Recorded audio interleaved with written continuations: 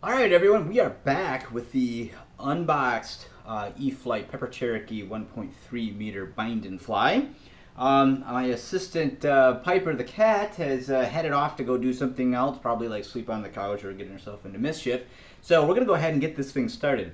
The E-Flite website says that you can actually put this thing together faster than it takes to charge a battery. It takes about 30 minutes or so to charge a 2200 3S battery. So let's see if we can put this thing together in under 30 minutes. Looking at the pieces here, I don't think that's going to be a problem. So let's go ahead and get started. All right, E-Flite actually recommends that we put the wings on first without the landing gear, but I'm going to do that in a little bit different order. I'm going to go ahead and put the landing gear on first, and the reason is because when I put the wings on, now the aircraft is going to sit on all three of its in its wheels. I don't have my build stand with me. I'm just going to go ahead and build right from the table here. So I want to have something for the airplane to sit on. So let's go ahead and start. That's obviously the wrong direction there. So let's go ahead and grab the other wheel pan. I don't know if they're labeled or not, but anyway, it's really obvious which way they go. So I'll go ahead and drop this in. It's got a nice plastic retainer here that it sits in. Okay, go. It's nice to have a little bit more room than this when building an aircraft that is, this large, but I think we're going to make it do. Let's get out our hardware. It's got a little plastic retainer inside here for the landing gears. Let's go ahead and drop that on. Okay. Might as well get the other one out. Got a couple screws here. Let's see which ones, check the instruction manual just to be sure which ones it takes. Okay, looks like it takes the smaller of the screws here, so let's go ahead and drop those in. Got my trusty Phillips screwdriver here, and it looks like that's all we're going to need to put this thing together. Alright, we're back with a little bit different screwdriver now. I want to try to get one that doesn't seem to be in the way of the wheel pant here. There we go. Okay, first one is on. It's all tight. Well, we'll give you a few more turns here just to make sure we got that tight. Okay. Off to the side. My assistant Piper is back. We'll see how helpful she wants to be.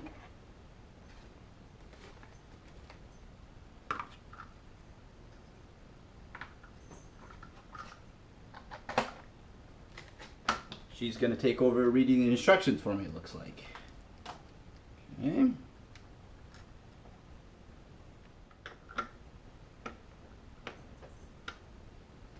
Okay, the second one is assembled. That one actually, for some reason, that one actually went on much better than the first one. So it's actually sitting pretty flush. Piper is over hanging out at the bar right now, so you can see how good of a worker she's going to be.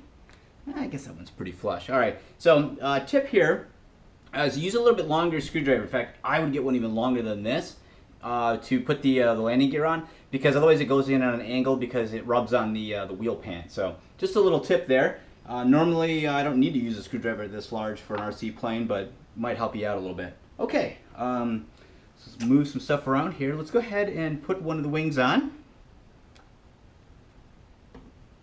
Put the spar on.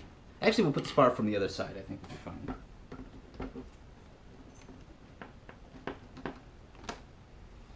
Okay, now make sure you put the screws in. It'd be really bad to forget to put those in.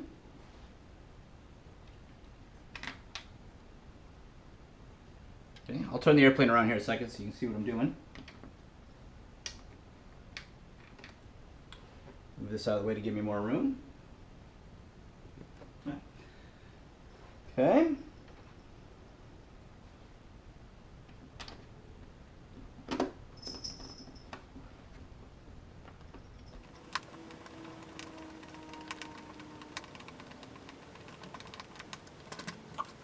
Around a little bit so we can see. Okay, so it's got two screws that just drop into place here. These are the longer machine screws that come in the bag.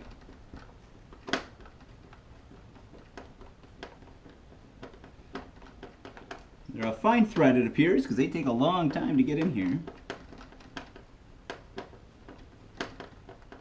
Okay, let's go ahead and drop the wing spar in.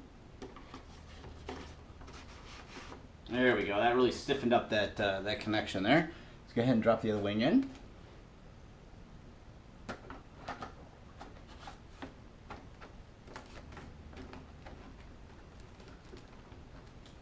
pretty tight fit. Of course, this is the first time it's going together. Let's see if we can get it to go in there. That is really tight.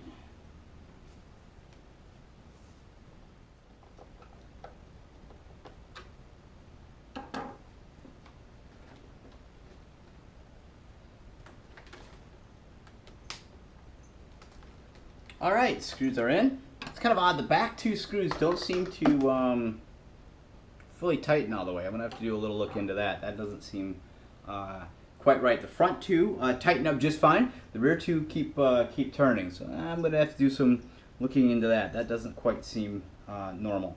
So all right, I'll take a quick glance at the instructions here just to make sure we're not missing anything. All right, go in and put in the horizontal stabilizer.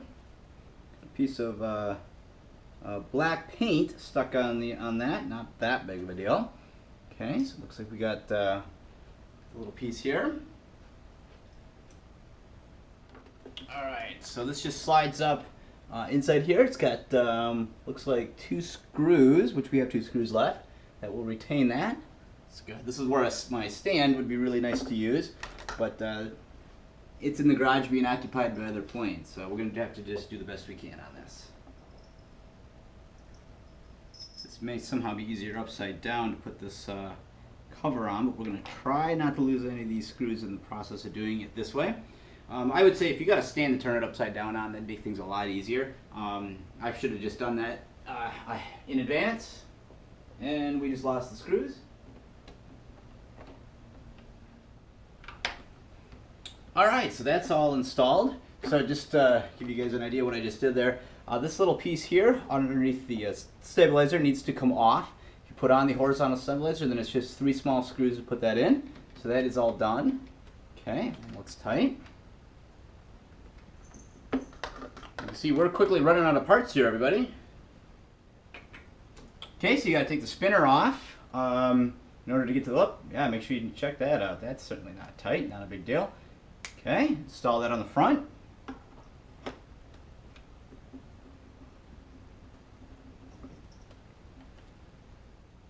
Alright, so besides the screwdrivers, you're going to need a 10mm wrench in order to secure the prop.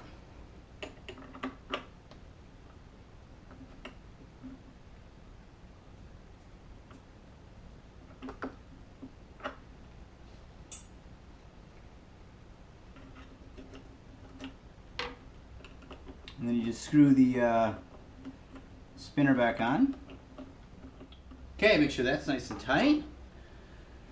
Alright, well, we've actually run out of pieces here, so let's get out the bind plug.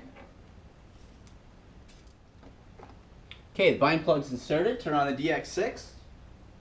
Okay, that's turned on and moved over to the bind. Let's go ahead and put the battery in. We don't know where the battery's going to end up quite yet, so let's just go ahead and put it in there to start.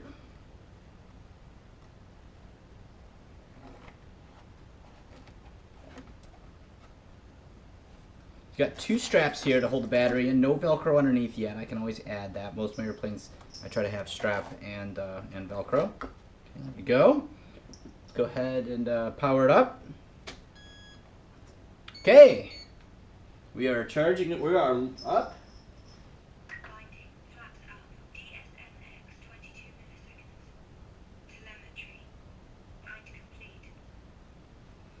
Alright, there is bind complete. Let's go ahead and remove the bind plug. Okay, everything just ran through its check. Okay, bind plug off. Put the canopy back on.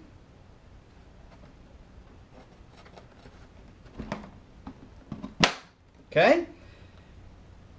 20 minutes. That is all it took. That's 20 minutes of not having all my tools here, not having my work stand. So if you have your screwdriver, your stand, your 10mm wrench, I would say you could easily put this thing together in probably about 15 minutes. Let's go ahead and let's just check over all the surfaces. And next step up is set up the center of gravity.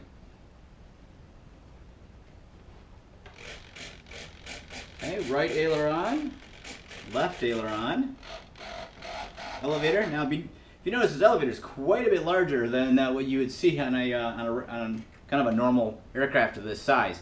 So I kind of toned down the expo on that a little bit. I think I added 30% expo on here, 20% expo on the ailerons, and only 10% on the rudder. 100% throws on the rudder. Okay, let's go ahead and check the flaps.